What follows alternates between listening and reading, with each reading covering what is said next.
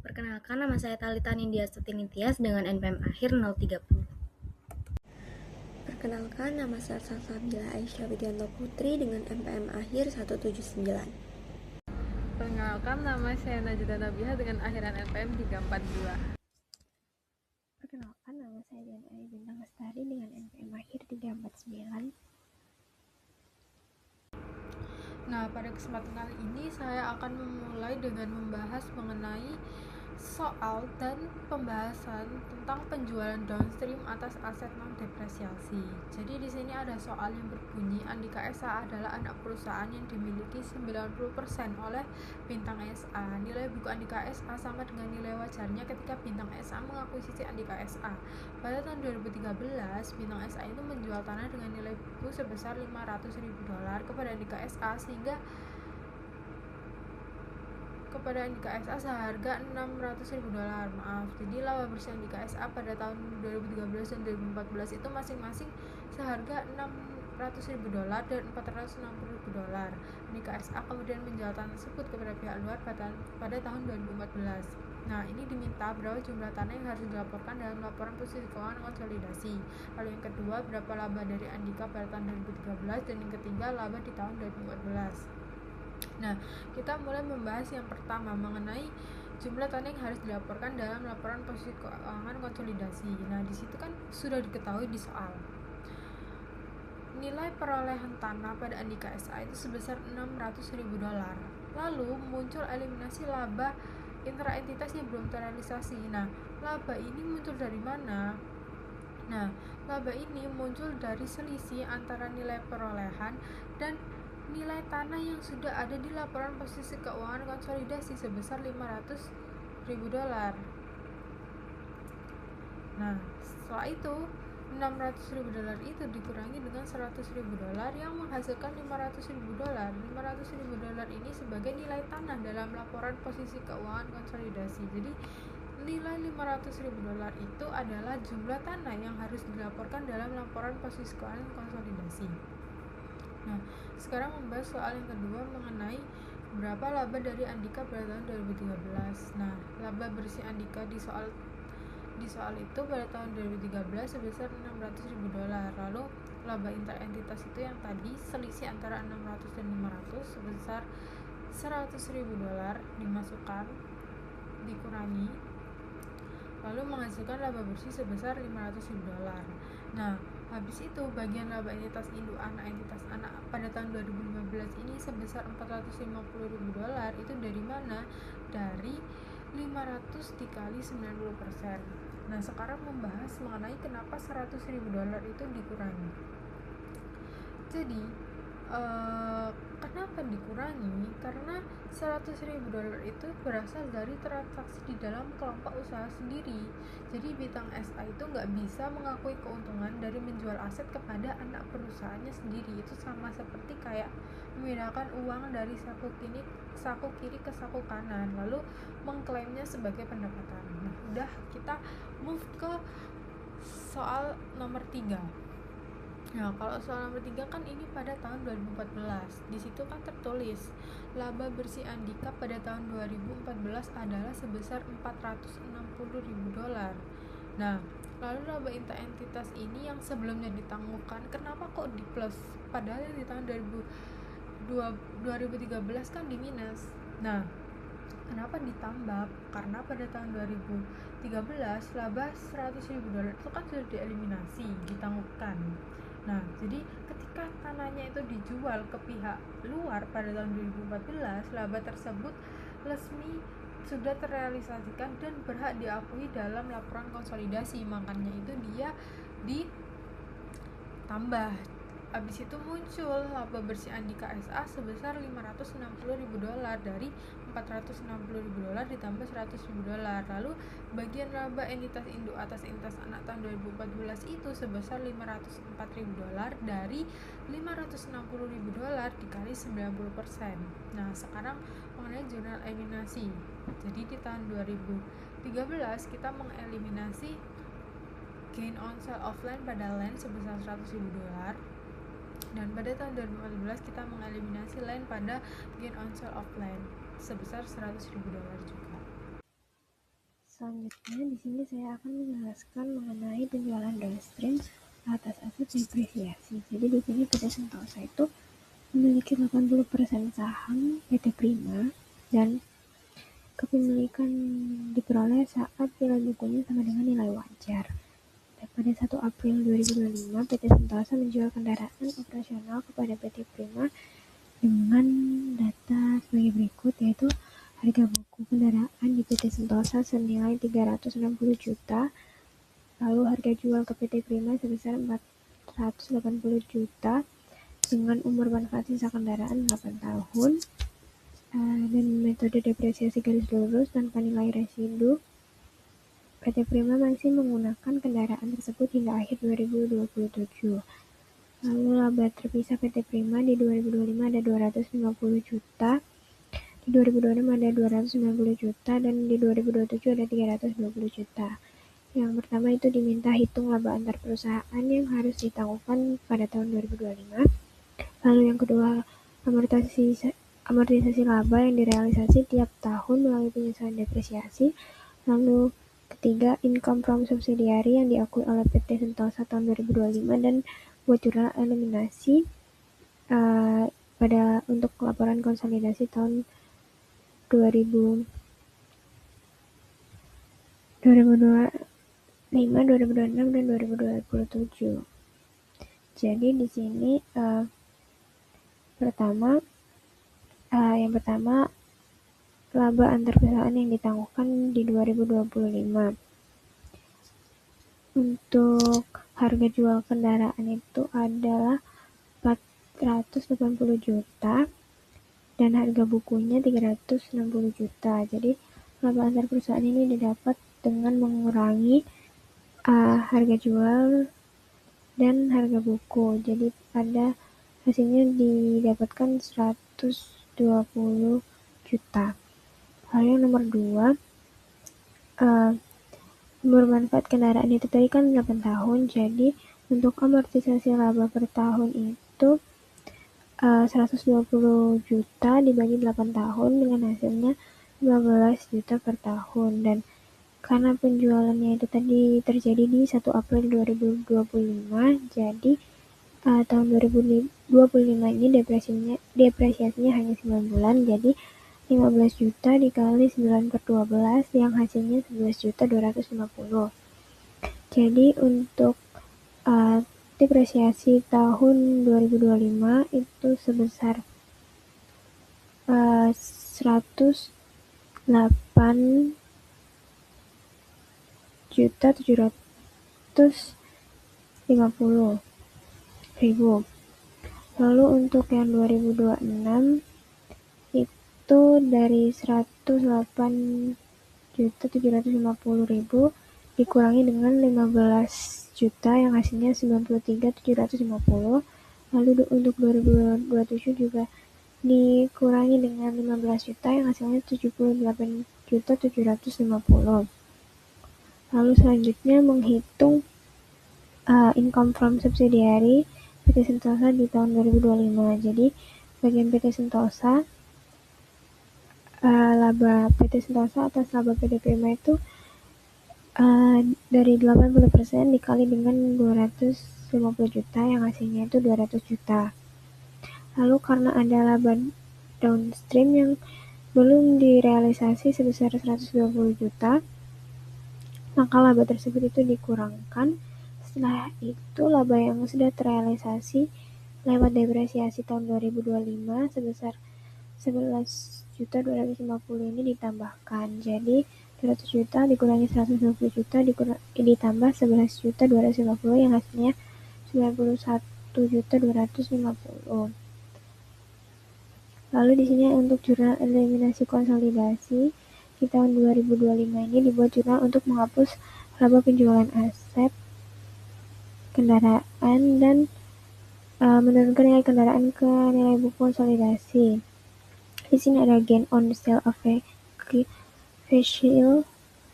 sebesar 120 juta, lalu pada vehicle 120 juta, lalu menyesuaikan depresiasi itu accumulated depresiasi sebesar 11.250.000, lalu depreciation expense 11.250.000, lalu di 2026 itu mengakui realisasi laba tahun berjalan, jadi accumulated depreciation sebesar 15 juta, depreciation expense sebesar 15 juta pada kredit, lalu menyesuaikan saldo awal laba ditahan, retained earnings 108.750.000 pada debit dan factor 108.750.000. Lalu di 2007 mengakui realisasi laba tahun berjalan, jadi accumulated depreciation 15 juta, terus depreciation expense 15 juta, lalu menyesuaikan saldo awal laba ditahan, retained earnings sebesar 93.750 juta, lalu di facialnya ada 93.750 juta. Selanjutnya saya akan membahas soal dan jawaban penjualan upstream atas aset non-depresiasi. Jadi di sini soalnya itu terdapat PT Cakra memiliki 75% kepemilikan atas PT Dinamika.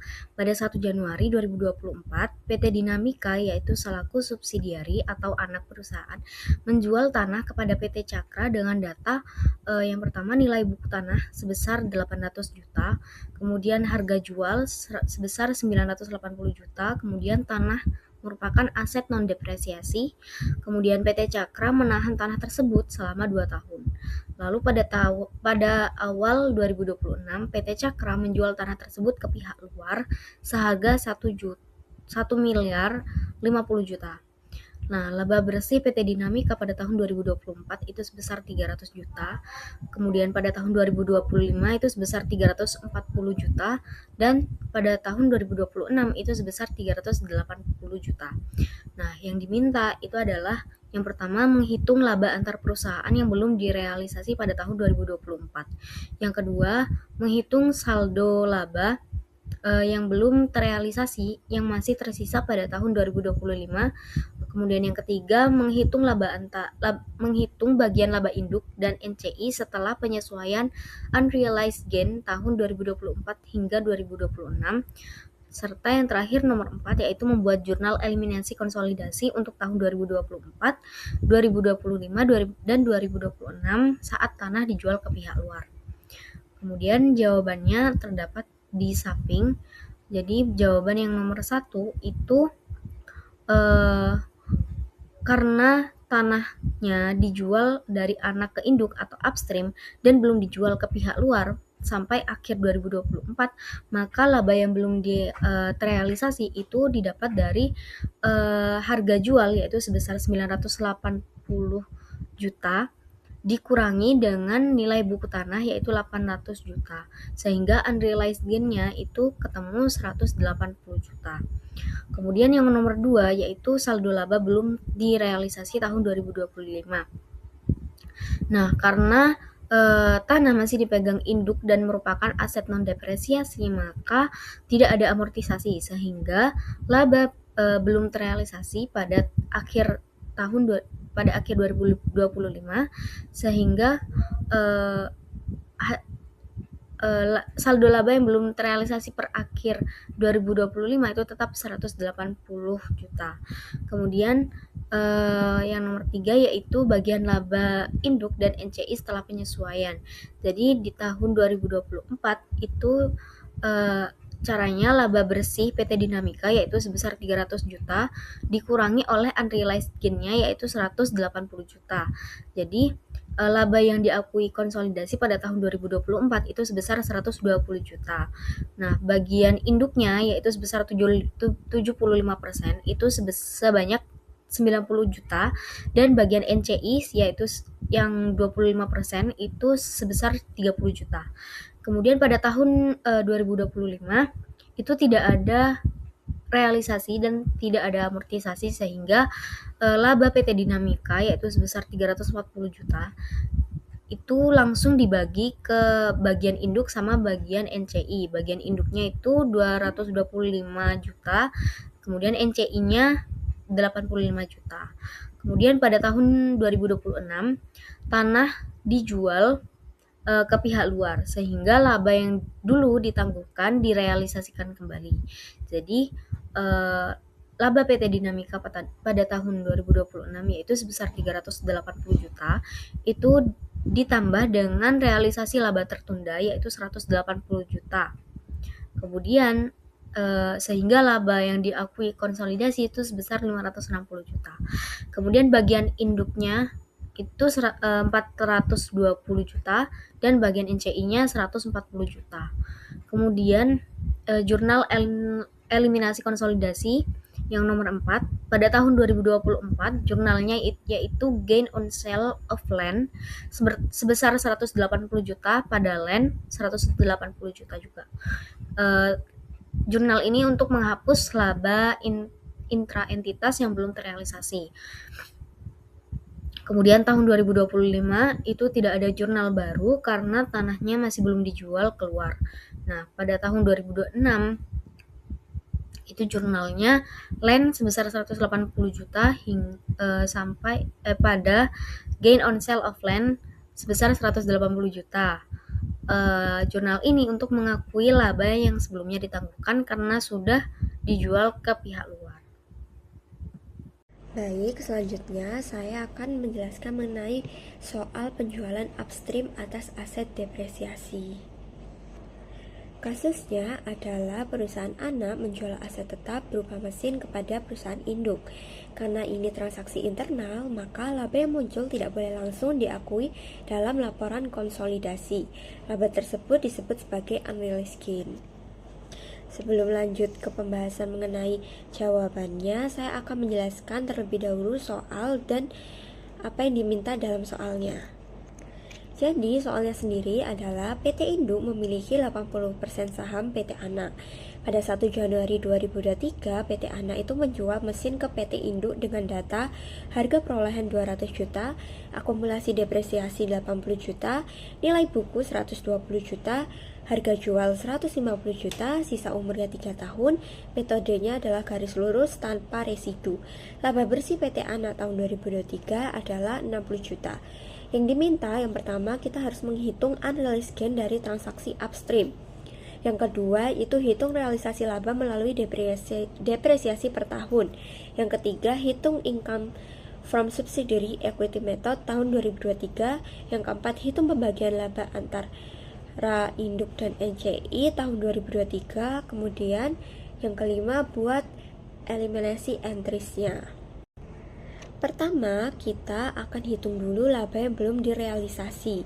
Harga jual mesinnya itu sebesar 150 juta, sedangkan nilai buku mesin adalah 120 juta yang berasal dari harga perolehan 200 juta dikurangi dengan akumulasi depresiasi 80 juta, sehingga diperoleh unrealized gain sebesar 30 juta. Selanjutnya